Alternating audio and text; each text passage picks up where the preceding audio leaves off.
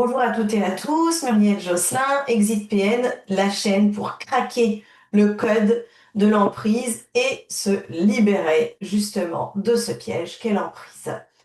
Alors, aujourd'hui, on va voir encore un outil du PN qui est dans ses actes concrets, qui est les menaces et le chantage. Alors, encore une fois, je vais vraiment partir de situations concrètes pour vous les décortiquer, pour que vous compreniez justement ce qui est en jeu sous certains échanges qui parfois peuvent paraître un peu anodins.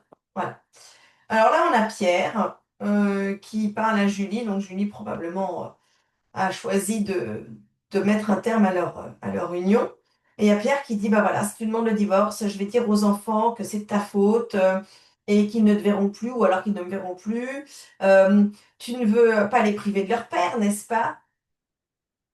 Et Julie qui dit, mais Pierre, c'est pas juste, les enfants, voilà, ils ont besoin de voir leurs deux parents, et moi, je peux plus continuer cette relation. Et ben, si tu pars, je vais dire à tout le monde que tu m'as trompé, que tu es une mauvaise mère. De toute façon, personne ne te croira dans ce que tu vas raconter sur moi. Et c'est toi qui vas perdre la garde de tes enfants à cause de tous les comportements que j'ai déjà listés depuis bien longtemps. Mais c'est pas vrai, Pierre, j'ai jamais fait ça. Pourquoi est-ce que tu veux me faire du mal? Eh bien, parce que toi, tu me fais du mal en partant. Euh, alors, si tu restes, bah, moi, je te promets que bah, tout ira mieux. Tu te souviens le voyage là qu'on voulait faire depuis longtemps? Eh ben, on va le faire. Mais si tu pars, eh ben, tu vas vraiment regretter cette décision. Alors, le décodage. Le décodage, il est là. C'est qu'il y a à la fois du chantage et des menaces. Et ça, ce sont des outils couramment utilisé par les pervers narcissiques pour manipuler, pour contrôler, et en particulier au moment où la proie essaie de s'émanciper, c'est une façon de faire qu'elle rentre dans le jeu de nouveau. Donc voilà les tactiques, je vais les décrire, et voilà comment il faut les repérer pour s'en émanciper. Hein. Donc là, les tactiques, c'est vraiment le si. Hein, si ceci, eh ben, il va se passer cela et tu vas finir seul, isolé. En plus, tu vas perdre ce qui est le plus cher à tes yeux, à savoir tes enfants, et tu vas perdre ton statut de bonne mère, ce qui est en général quelque chose qui est extrêmement cruel. Donc le chantage et les menaces, ils sont faits sur les choses qui tiennent énormément à cœur à la victime. Il va pas faire du chantage ou des menaces sur des choses qui sont pas précieuses pour la victime. Donc ça, c'est vraiment extrêmement douloureux et très souvent, ça va faire que la victime va retourner dans le système pervers.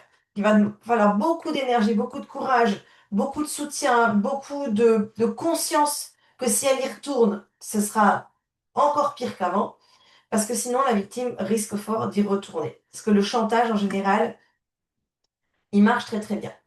Donc, qu'est-ce qu'utilise Pierre encore dans cette histoire? Il utilise des campagnes de dénigrement. Donc, il va faire se répandre des rumeurs qui vont discréditer sa conjointe en tant que femme, en tant que mère, en tant qu'épouse. Ça va pour la traîner dans la boue pour que du coup, personne ne la soutienne dans sa démarche. Mais le pire, c'est quand même que ça va atteindre la perception que cette femme a d'elle-même, puisque pour elle, probablement, être quelqu'un de loyal, de fidèle, c'est très important. Et donc, ternir son image auprès d'elle-même avant tout, c'est extrêmement cruel et elle risque très fort de préférer retourner dans le jeu que de subir ce dénigrement qui va attaquer ce qu'elle a de plus précieux dans sa vie, à savoir l'image d'elle-même, qui est déjà en général assez érodée avant, c'est qui est déjà assez fragile en général avant d'entrer dans une relation avec un PN, qui est complètement érodée après. Et pour elle, l'image d'elle-même comptera quand même beaucoup. Elle n'aura pas envie en particulier que ses enfants aient l'impression qu'elle est une mauvaise femme, une mauvaise épouse, une mauvaise mère. Donc, ça va être un élément qui risque fort de la retenir. Alors, on trouve aussi du chantage dans les relations parents-enfants quand il y a un parent PN. On va avoir par exemple le chantage ou les menaces, hein. On va avoir par exemple Lucas, qui est un petit garçon qui va fêter ses 10 ans, et son père Marc est un pervers narcissique. Et là, Marc va utiliser le chantage et les menaces pour contrôler Lucas et pour obtenir ce qu'il veut de lui, à savoir qu'il soit parfait, qu'il soit docile et qu'il fasse tout pour essayer de faire plaisir à son père. Donc là, on va voir, accrochez-vous, c'est un cas réel, mais ça décoiffe. On a Lucas, donc qui revient de l'école le jour de ses 10 ans, et il y a Marc qui lui dit, ben voilà, Lucas, aujourd'hui, tu as 10 ans, l'enfance c'est terminé.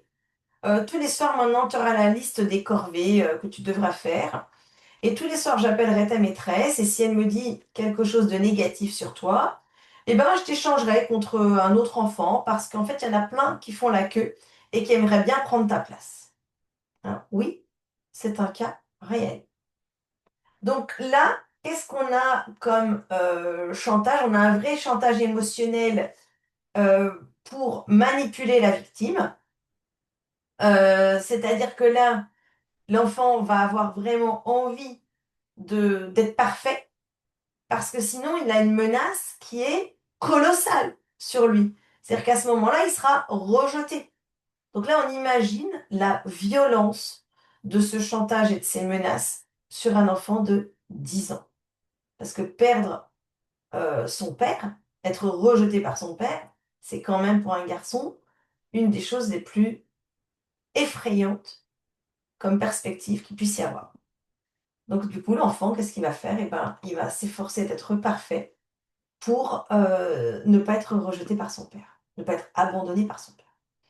Donc chantage et menace. On va avoir du chantage émotionnel fait par un PN qui va utiliser les émotions de la personne pour la manipuler, pour la faire rester, pour lui faire faire ce qu'il veut qu'elle fasse. Il peut par exemple parfois faire du chantage émotionnel en disant bah, de toute façon, si tu fais ça, je vais me faire du mal, je vais me foutre en l'air. Euh, et donc à chaque fois que la victime aura envie d'arrêter de se conformer aux, on va dire aux exigences du PN, à ses demandes, eh bien, il menacera de mettre il va montrer qu'il va mettre ses menaces à exécution. Il peut faire aussi des promesses de récompense ou de punition de façon alternée. C'est-à-dire qu'en fait, le chantage, il va être éventuellement sur le fait de se faire du mal à lui, faire du mal à la victime, faire du mal aux gens auxquels la victime tient, s'en prendre éventuellement à la réputation de la victime et ou éventuellement à son emploi. Mais il va pouvoir aussi faire du chantage en alternant des promesses de récompense et de punition. Si tu fais ça, je vais être gentil. Si tu fais ça, je vais être méchant. Voilà. Donc l'enfant, là par exemple, bah, si tu es sage, eh bien je vais te garder. Si tu n'es pas sage, je vais te remplacer. Te remplacer pour un enfant, c'est quand même, je crois, la pire chose qu'on puisse imaginer. Donc les menaces, elles peuvent être directes ou indirectes. Ça peut être des menaces de révéler des secrets. Ça peut être des menaces de ruiner la réputation, hein. Ça peut être des menaces de s'en prendre physiquement à la personne. Et ça, c'est vraiment dur. Ça peut être des menaces de faire enfermer la personne. Et du coup, toutes ces menaces vont créer un climat vraiment de peur et d'insécurité qui va rendre la victime encore plus sensible, susceptible de se conformer aux exigences du PN. C'est vraiment pour la faire rentrer dans le rang. Donc c'est vraiment quelque chose d'odieux, de cruel, et qui va asseoir encore plus, refermer encore plus le piège de l'emprise. Il peut y avoir des sujets de chantage assez variés, mais il y a quand même des choses qu'on retrouve régulièrement. Donc au niveau des relations personnelles, ça va être par exemple de révéler des informations personnelles, de nuire aux relations de la victime avec ses amis, avec sa famille. Au niveau professionnel, ça va être aussi de menacer de ruiner la carrière ou la réputation de la victime en divulguant des informations compromettantes ou bien en répandant des rumeurs. Alors, ils sont malins, les PM. Ils vont pas répandre des rumeurs qui n'ont aucune base. En général, il va y avoir toujours au moins un soupçon de vérité pour que la rumeur soit crédible. Et puis, donc vraiment, ça peut être des menaces de s'en prendre vraiment à la sécurité physique des gens, hein, de causer du tort physiquement à la victime ou à ses proches, ou alors même une menace de suicide si on le quitte. Hein. Donc, c'est une menace de se faire du mal à soi-même. Euh, alors, en général, qui sont les cibles du chantage et des menaces? Il y a évidemment les partenaires de vie, les partenaires romantiques. Hein. Ceux-là, ils sont en général investis émotionnellement dans la relation et donc ça va être vraiment des sources, enfin des cibles très faciles de menaces et de chantage puisqu'il y a un vrai investissement émotionnel. Les amis et la famille peuvent être aussi des victimes de menaces et de chantage du PN, des cibles de menaces et de chantage du PN, pour isoler encore plus la victime, pour renforcer encore le contrôle. On va le trouver par exemple dans des moments de séparation où en fait, la victime va enfin se séparer. Et là, le pervers narcissique, il va faire du chantage et des menaces sur sa famille en disant, par exemple, je vous interdis de rester en contact avec mon ex-femme, même si éventuellement il y a eu des décennies de relations et de bonne entente entre l'ex-femme et la belle famille. Donc ça, c'est des menaces qu'on peut voir. Très souvent, malheureusement, les personnes qui subissent ces menaces euh, eh bien, le suivent. Pourquoi? Parce que souvent, le PN, il va avoir des leviers de chantage, soit du chantage émotionnel. Ça va être si tu continues à la voir, tu me trahis, et donc du coup, je serai couper les ponts avec toi. Donc, quand on est l'oncle et non pas l'oncle par alliance, et ben, en fait, on va choisir son neveu plutôt que sa nièce par alliance, par exemple. Ou alors, il peut y avoir carrément aussi des choses de toute façon, si tu continues à garder des contacts avec mon ex, je ne signerai pas les papiers de la succession ou de la vente de la maison de la grand-mère. Et ça, on le trouve. Et dans ces cas-là, souvent, ben, les familles vont finalement couper les ponts de façon très injuste et de façon très violente en général avec l'ex-conjointe qui pourtant avait été un membre de la famille, adopté par la famille pendant des décennies. On va trouver aussi donc dans les cibles du chantage et des menaces les collègues, des subordonnés. Parce que dans le milieu professionnel, le PN va utiliser le chantage et les menaces pour manipuler les collègues ou les subordonnés. Et quand on est par exemple un subordonné, on ne va pas aller porter secours à quelqu'un qui est victime d'un PN parce qu'on va avoir peur soi-même pour son emploi, pour son poste, pour sa tranquillité en fait au quotidien. Alors comment repérer et s'émanciper du chantage et des menaces? Alors il faut déjà repérer les signes. Euh, il y a en général un comportement contrôlant.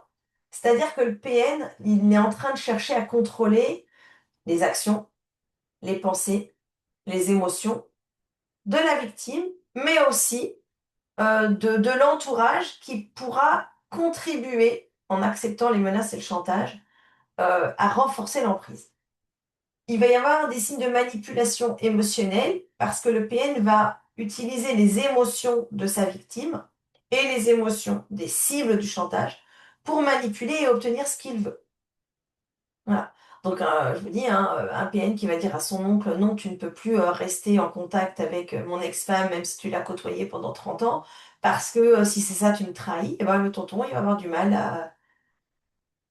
à ne pas écouter, en fait, les émotions du PN, ou en tout cas les émotions feintes parfois du PN, et lui, à titre de loyauté familiale, en souvenir voilà, de cette vie en commun qu'il a avec ce neveu, et ben, il va couper les ponts avec l'ex-femme. Et l'isolement, voilà, ben, l'isolement, c'est vraiment justement un des outils, c'est souvent un des objectifs en fait des menaces et du chantage et un des moyens, un des leviers pour renforcer encore la punition, on va dire, sur la proie et la victime. Alors, comment s'émanciper de ce système de chantage et de menaces? Ben déjà, il faut savoir établir des limites. C'est-à-dire qu'en fait, il y a des choses qui sont ce qu'on appelle en anglais des deal breakers. Non, là, ça, c'est non. Tu peux me demander de faire plein de choses, mais ça, tu ne peux pas me demander de le faire. Je ne le ferai pas. Donc, on reste en fait dans ces cas-là un peu plus loyal à ses propres valeurs et on n'accepte plus que le PN nous fasse bafouer nos propres valeurs. Euh, Comment on fait aussi? On va chercher du soutien quand on est victime de chantage ou de menaces. On peut en parler parfois à certains proches, s'ils ne sont pas eux-mêmes, je dirais, ciblés par les chantages ou les menaces, ou alors à un tiers, un thérapeute par exemple, pour aller obtenir du soutien, une reconnaissance aussi de ces menaces qui sont parfois assez voilées, et puis pour obtenir des conseils pour savoir comment gérer, euh, comment réagir à ces menaces. Est-ce qu'il y en a qu'il faut écouter? Parce qu'il y a parfois des menaces qui sont sérieuses, ou est-ce qu'il y a des menaces qui sont peut-être juste des paroles en l'air et dont on peut s'affranchir plus facilement. Il faut essayer de documenter les menaces et de garder une trace, avoir des preuves écrites en cas de besoin. Et il faut prendre parfois des mesures légales, hein. Quand les menaces sont graves, il faut parfois prendre des mesures légales pour se protéger. Il y a vraiment des menaces, par contre, qu'il faut vraiment prendre au sérieux.